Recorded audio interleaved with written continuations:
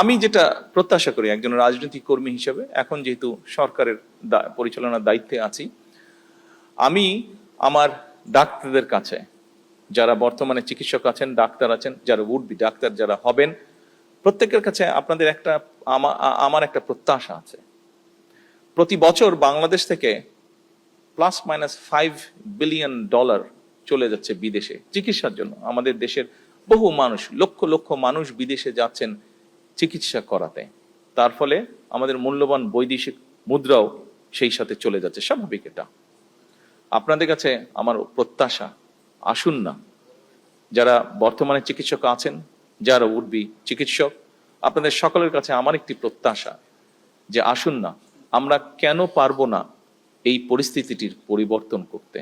কেন আমাদের ডাক্তারদের উপরে আমাদের দেশের মানুষের আস্থা এবং বিশ্বাস দৃঢ়তর করতে আমরা পারবো না?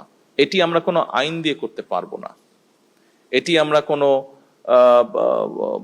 প্রতিষ্ঠান দিয়ে আমরা করতে পারবো না। এটি একমাত্র সম্ভব হবে আপনাদের মানবিক অ্যাপ্রোচ এবং আপনাদের সঠিক সুষ্ঠু চিকিৎসা প্রদানের মাধ্যমে।